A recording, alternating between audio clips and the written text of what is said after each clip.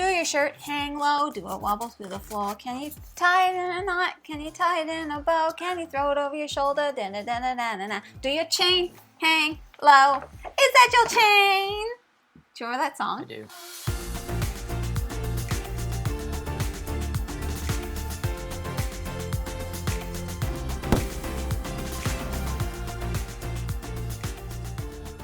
Everyone, welcome back to Foster the Meeple, a channel all about board games and arguing about microphones. Exactly, which is our new favorite thing to do.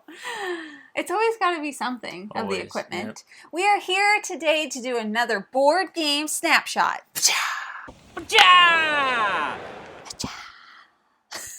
For anybody that doesn't know, our Board Game Snapshot series is a series where we do 5 mini board game reviews. So we've got 5 games here that we want to chat about today, 4 of which were sent to us, 1 of which we bought with our own Mario coins. We did. Do you say Mario or Mario? Mario. It's a me, a Mario. That's how he says it too, so that's just how it is, I guess. All right, so I guess we'll start. Actually, I would need to... Are you playing the new Mario game? Or are you playing the new Mario? You playing the new Mario game? I would say Mario. Mm-hmm. I think I would say Mario. Yeah. Now it doesn't even sound like a word. Mario. The first game that we're going to chat about today is Mycelium, a Mushling game, which was sent to us for review from YadCo Games. This was on one of my most anticipated lists or most anticipated Kickstarters forever ago, and they were so kind and they sent us this copy, and we... Look how not in the middle we are.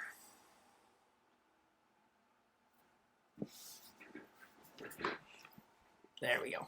Okay, we have readjusted. So they were so kind. They sent us the game so that we could have a chance to play it. I've seen it at every convention set up, and I'm like, it looks cute. We finally got it to the table, and let me tell you, I've said it once, I'll say it 100 times. I think mushrooms are disgusting, but not these ones. Look at it. He's so cute. Okay, so this is kind of like, it's not really area control, but it's like network building. It's root building battle. It's a root builder battler. With pick up and deliver, kind of. Yeah. Resource gathering.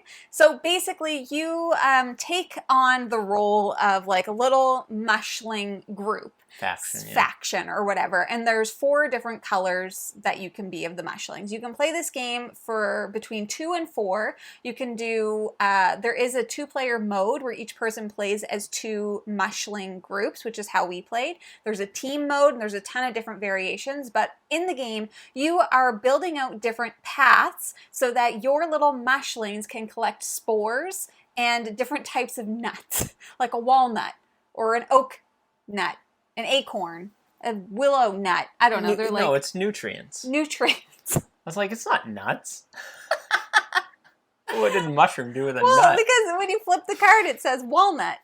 That's the tree type that the nutrients in, though. Oh, okay. Anyways, you're collecting nutrients and spores. The spores allow you to build out more paths along the board, and the nutrients are what you're trying to get. That's the main thing. The first person to 10 nutrients wins. Unless you're in a 2-player game, then it's first to 15 wins. There is a combat element, so if you try to build your path, and if it's touching somebody else's, you can fight, which is really funny, because there's different cards in this game that you have, and all the cards are different kinds of mushlings that have different actions or reactions and combat strength. So if you fight, everybody's going to put down one of their cards and flip it up at the same time, and whoever has the highest, so if you're the attacker, you have to have higher to win, or the defender has to have equal to or higher to win, and then you get to remove their path, or you get a card, or all of these different things. Like I said, there's cards in this game, so you can play out a card. There's a bunch of actions that you can do, but really it's just a race to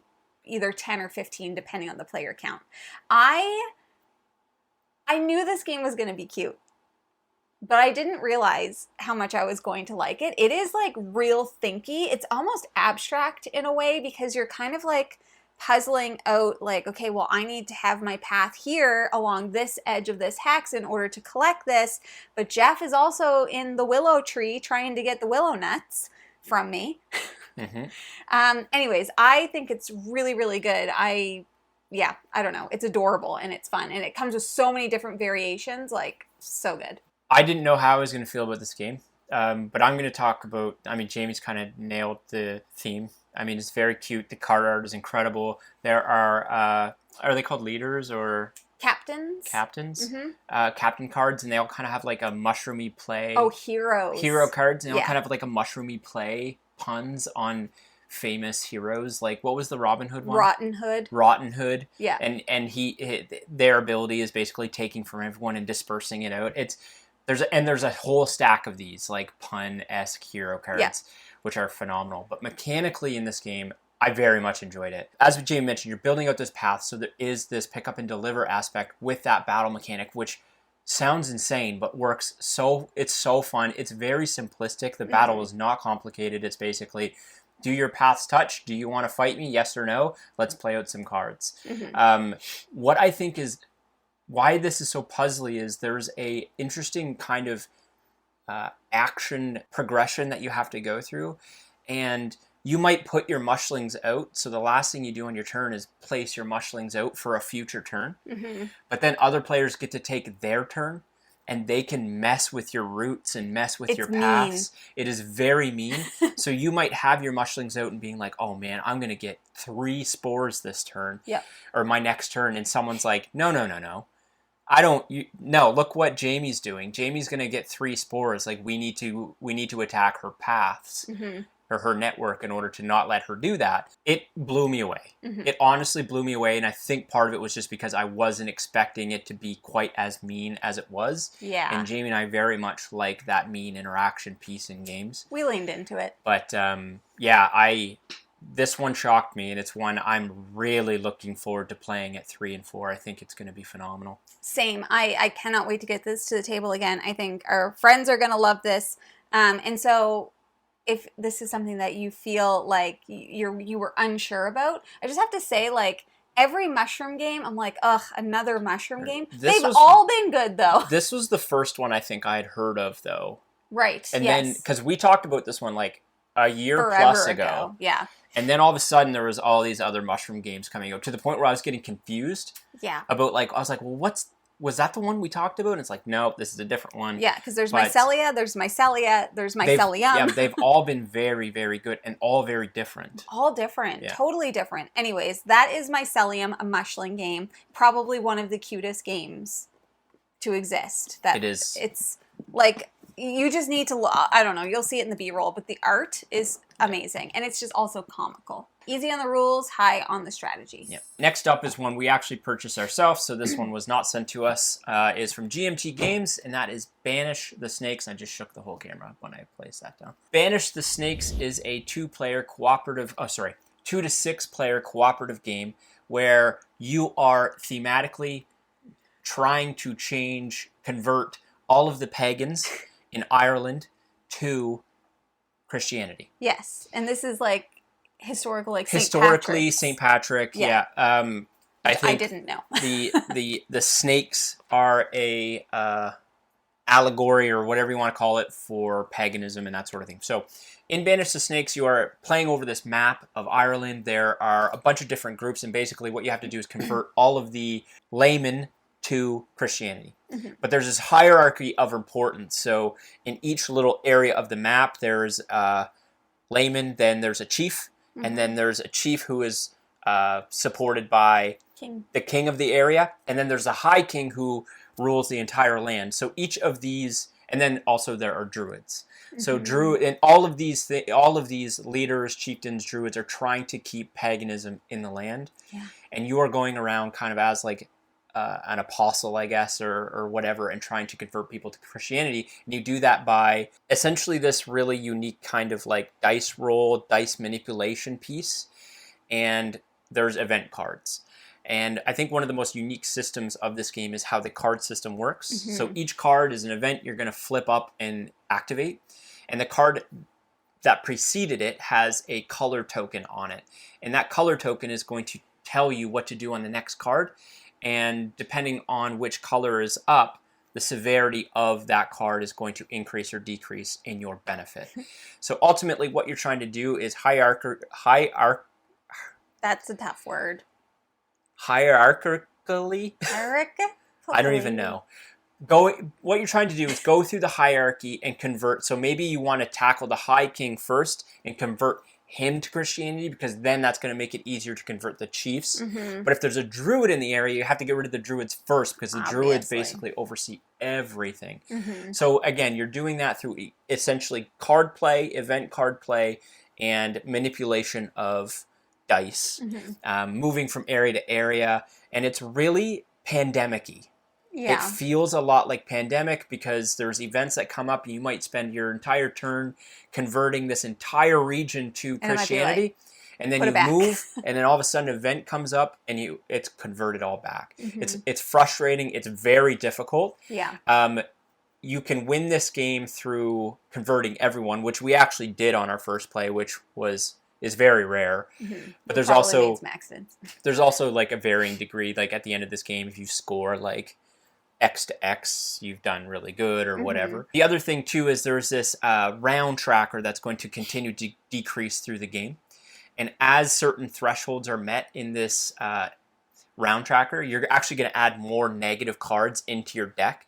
So there's 3 different piles. I think it's like England, Scotland, and then one other. And all of those cards are super bad. So as that round tracker goes down and as you're getting closer to the game end, because if it reaches the bottom, you lose, you're adding more and more difficult cards into the deck.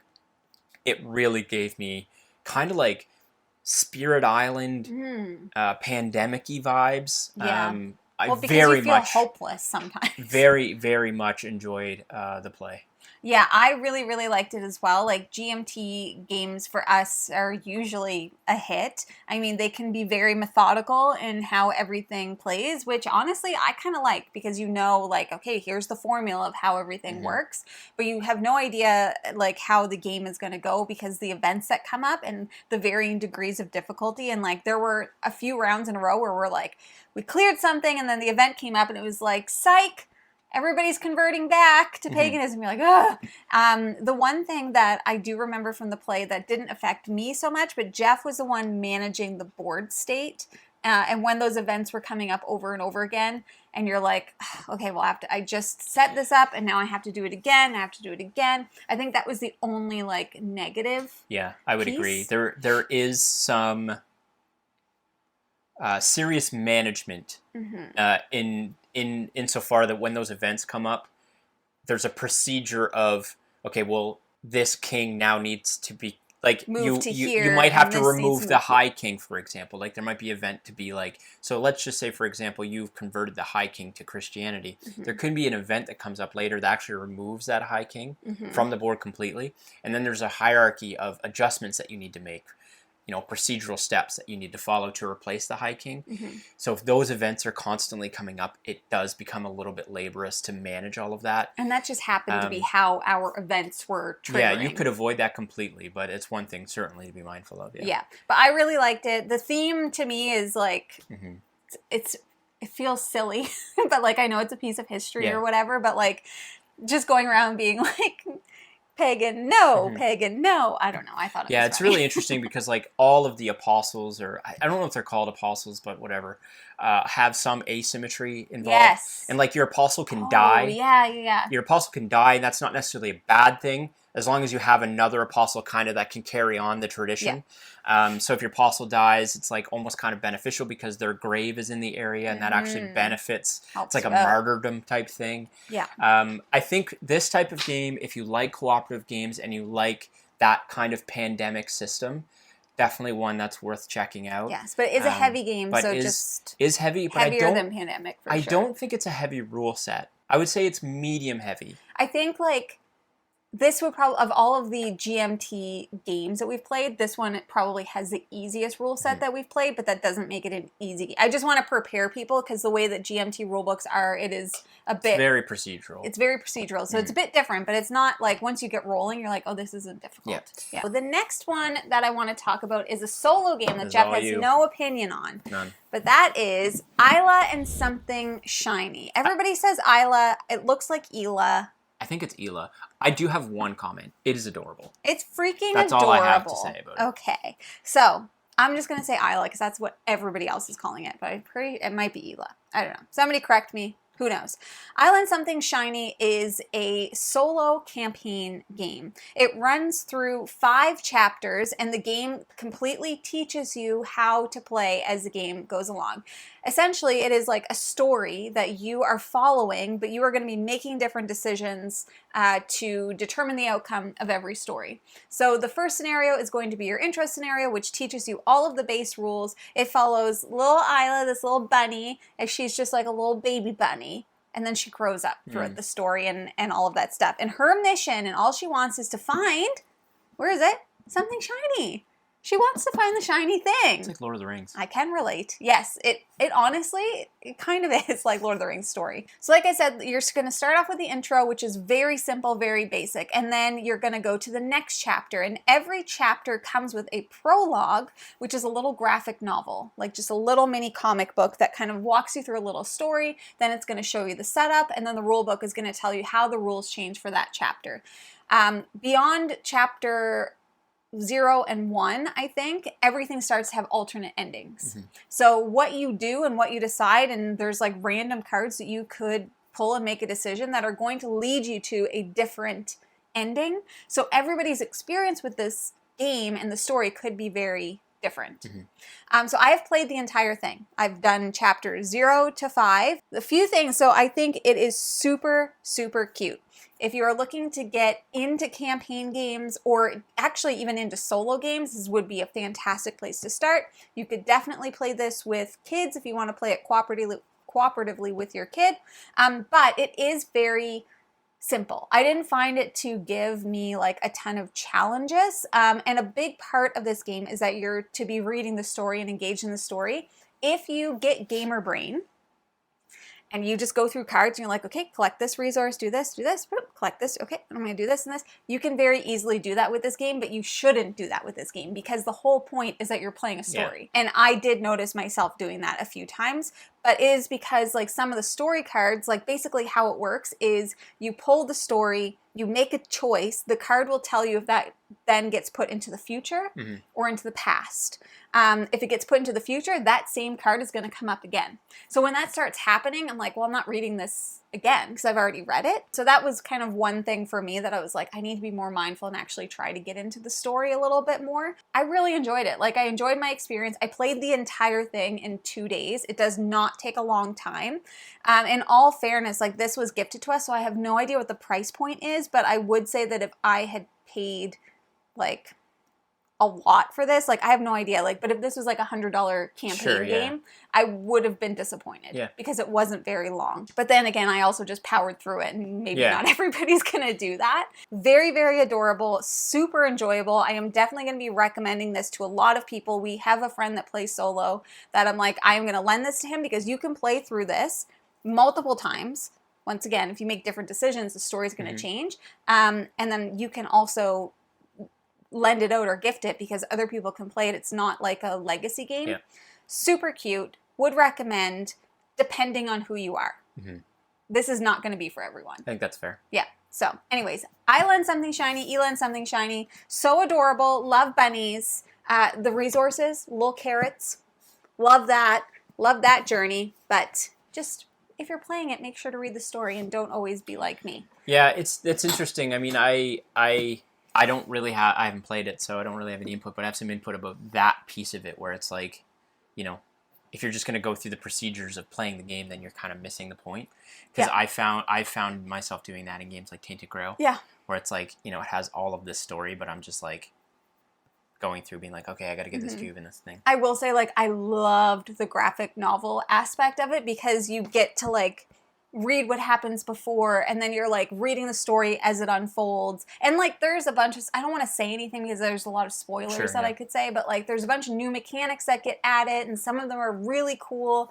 And like every scenario really does get different enough that like a whole new piece gets added to the game that you're like, oh, this is really interesting. So yeah, I just think it's great. Next up from Arkus Games, we have Storm Raiders. Storm Raiders. This one was sent to us from Arkus Games, so thank you to them for that. Will mention that we do have a playthrough of this game. If you want to go see how it's played, you can go check that out. We'll link it down below. Storm Raiders. And I do want to mention playthrough was paid. This is not.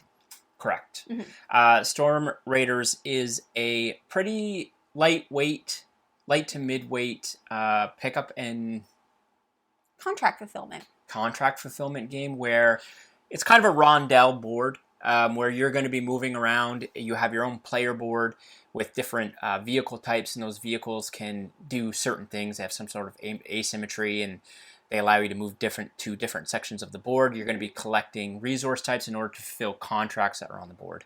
While you're doing that, there is a massive storm that's kind of ripping around on the board trying to eat ya. So you're doing that kind of rondel movement, moving away from the storm. The storm is kind of erratic in the way it can move, and you're basically upgrading your player board in order to score the maximum amount of points you can at the end of the game through multipliers. There's a little bit of card play with the crew members you can get, but it's a pretty simplistic, straightforward rondel contract fulfillment game. Yes, and if you're more curious about how it plays, obviously you can go watch our playthrough. Nick and Mike also have a playthrough. Yeah. Brothers Murph, if you like to watch that too. I like the game. I just don't know where it fits in my collection. Do you know what I mean? Yeah. Like, I would pull this out to introduce it to new people. Yes. Yeah, I think this where is it the fits. type of game that fits in that little category. Like, if we had some people that were like somewhat into the hobby but not quite into the hobby, I'd probably pull this one out and be like, hey, did you want to try some kind of pickup and movement piece with a little bit of the player board's not complex, so it'd be a good way to introduce people into player board upgrades and how those work. I liked it. I did like it. I think it's a little bit too light for me at this point in my gaming career, and that has nothing to do with the game. That's 100% on me. Yeah, we've been talking about that a lot lately. It's like, we need to, if you've been reviewing games for a while, you need to start to look at things with fresh eyes, and sometimes that's hard to do. I really like this game. I also played it solo, and I think I prefer the solo mode. The Automa, the AI character, is very challenging. So basically in a solo game, you pull out 12 contracts, and the AI character is just going to whichever spot. They're going to steal a dice from you, which sucks. And then they're going to go to whatever spot is going to give them the most resources that can fulfill the contract on top. And it's really challenging because they're just ripping through contracts. You're like, oh my God. So you have to try and go through different contracts and do all of these different things. So I actually really enjoyed the solo mode almost more than the multiplayer. I do want to caveat it quickly. We've played this. Jamie's played it solo. I've only played it at 2-player. I think this game probably would play best at 3 and 4. Yeah. Because you're getting a little bit more involved with each other. Yeah. Not that there's direct player interaction, but there's a race for contracts and you can steal resources and stuff. So take that for what it is. I did enjoy it more the second time we'd played it than the first time. The first time I was like, eh. But then I played it again. And so it might be one of those things where the more I play it, I uncover some of the combo-iness that can come up. Definitely. But yeah. Yeah, I know a bunch of our friends that are really going to like this. So when we have a game day with people, I do think that I'd like to pull this out and be let's just give this a try. Because the game is relatively quick. Very quick. At least at 2 players. Anyways, there's a set number of rounds, which we all know that I love. 6 rounds, that's all the time that you get. And if people are making quick decisions, then it just flies by. It's definitely a game that has a couple things really going for it. One, the production is incredible. Yes, of course. 2, you can set up and play this and teach it relatively quickly, in my opinion. Once you've played it and read the rulebook, I think you could teach this in 10 to 15 minutes. Yeah, it's not complicated. And for a game that has a little bit more going on in it, I think that is a really good feature to have. Yeah, for sure. Last but not least, we have Life of the Amazonia from Bad Comet Games. This game was sent to us, and I don't remember. I'm sure the publisher reached out at some point and was like, hey, do you want this? And I'm sure that I said, yeah, sure, we'd love to look at it. It's been sitting on our shelf for months at this point. And then I started to hear whisperings in the world that, our friends over at Black Board Gaming, Dwayne and Alicia, mentioned that they love this game. And I was like, you know what? screw it, let's play it. I want to play it. Everybody is saying it's cute and fun. And let me tell you something. This game blew me away. It blew me away. How do I say this?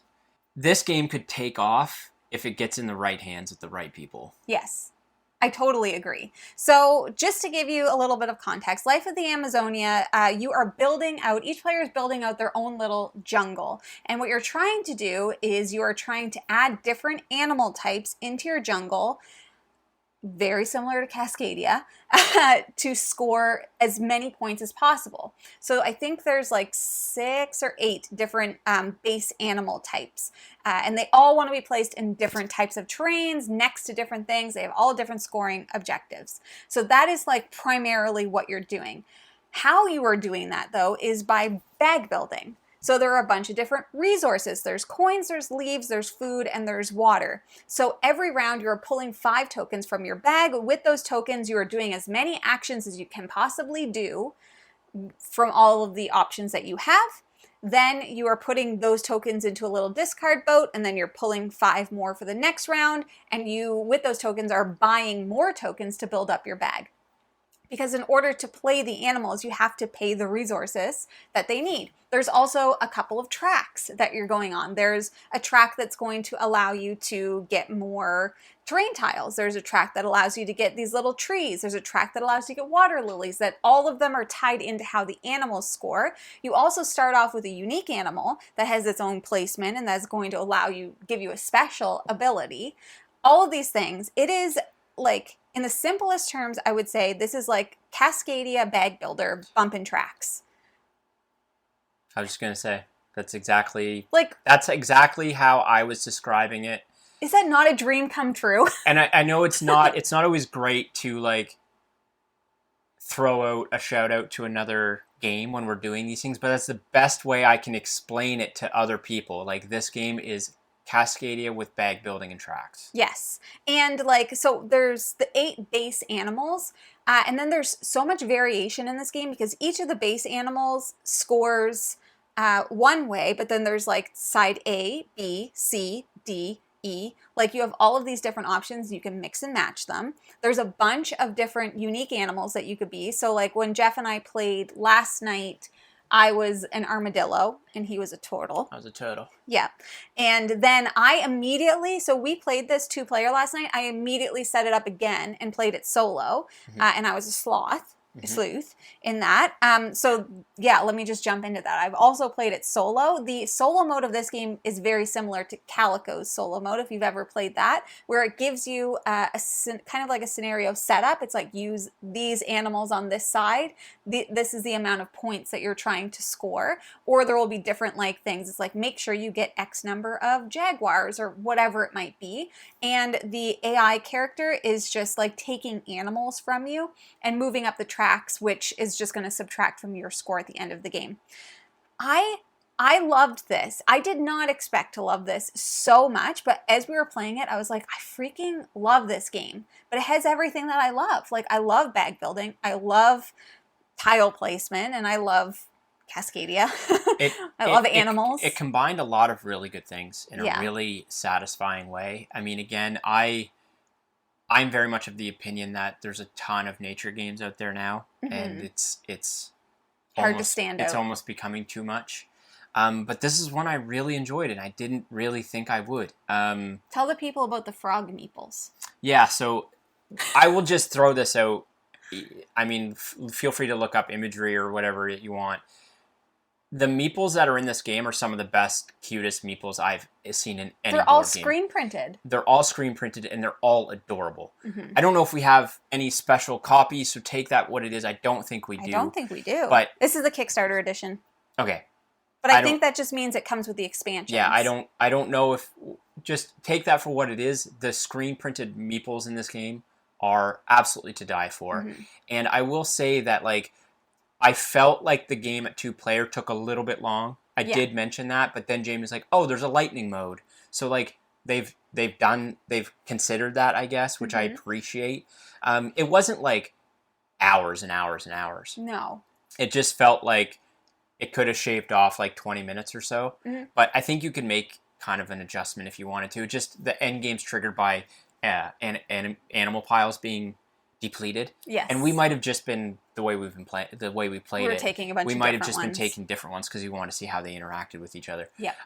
But yeah, shock of the year so far for me, for sure. It's already January 21st. Yeah. Big shock. Yeah. I do want to say my complaint is this punching this out and putting it all together, because you have to build the waterfall, you have to build the like holder for the tokens and whatever.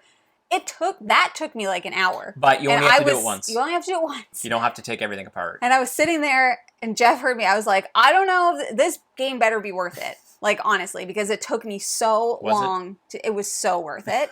And like the waterfall doesn't fit back in the box put together. You do have to like take it apart, but it's at that point it's easy to just go boop and put that back together. So that's everything no big else deal. stays together. Everything else stays together. Yeah. But you have to build boats, all of this stuff. Mm-hmm. Anyways, I would just say don't sleep on this. I went to their Instagram page last night and saw they have another game that's coming out, and I'm like, forget about it. I want to try anything that they do. That's how much I enjoyed this game. Mm-hmm. So that's Life of the Amazonia. Can you tell that we enjoyed it? Can you tell that I enjoyed it? Okay, so those are 5 more games that we have been playing recently. We would love to know down in the description below if you played any of these. What do you think about them? We would love to know, yada, yada, yada, etc. 2 things. First thing, when does this come out? First thing, we are going to be at Level Up so soon in New Jersey, okay? If you're going to Level Up and you see us, say hello, let's play some games. That's all we're doing. We're there, we're playing game, we're gaming, okay? We have $10 off coupon. If you haven't bought your badge yet, if you're being a little bit of a pokey Polly, you go get it $10 off. Second thing, Foster the Gameathon. What? Pokey Polly? Yeah, what does that mean? It's just you're being pokey. Slow. You Gotcha. know? Foster the Gameathon round 2 is happening March 23rd to 24th. Links, everything are going to be in the description below. Sign up, put it in your calendar, get your friend group together, stay up with us for 24 hours, please. Can you do it? Last year, I can't. Yeah. Last year, Brad and the gang, they did it. They stayed up with us. So, champions with me. Jeff slept a bunch. So, he was sick last year. Not this year. We're making it. Mm-hmm. You're not sleeping. Yeah. Not even a nap. Well. Just kidding. Probably going to have a nap. Anyways, please join us. We are going to have like a great lineup of games that we're going to be playing. We've got some really amazing sponsors, some great giveaways and challenges and all that good stuff. So, March 23rd, 7 a.m. Atlantic time, 6 a.m. Eastern, 4 a.m. Central, 2 a.m. Pacific. And those are all the time zones I know. Wait, 2, 3, 4, 5, 6. 3 a.m. I messed it all up. It's fine. Anyways, that is everything that we have for you today. If you're interested in buying board games like any of the 5 we mentioned today, you should first start by checking your friendly local gaming store. And for us, that is Boardroom Game Cafe. Heck yeah, do you like snacks? I do. Amazing. Where do people get snacks? Munch Pack. That's correct. Munch Pack. If you like what you see, please subscribe. We hope to see you again soon. And now we say goodbye. Goodbye. There it is.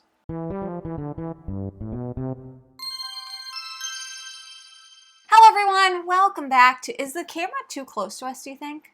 Is it too zoomed in? If we're going to be putting games like this? Yeah. And do adjust my mic. Whoo, that's better, eh? Yeah, let those chest fluffs out, Jeff. That's what I'm trying to avoid. Oh, I guess you put it there because you... Whoop. Does that fall down your pants? There. It looks great. Well, this is fine. It's fine. Mine looks great. Ja! Oh, loud. Speaking of mics. Speaking of... That doesn't sound like a word either. Mario coins. Mario. I don't know now. I gotta spend my Mario coins. My Mario coins. I don't know. I don't know. We've gone too far down this rabbit hole. And so that's all you're doing. You're just collecting the different resources from the band, You're fine. I built a table, and I got a blister. Built it with my own bare hands. But let's be clear. It was a pre-produced table that you put together. Yeah. You didn't build it. I did a good job. You did do a good job. Thanks, Jeff. You're welcome. Don't forget to unplug that blanket before you try to walk away with it.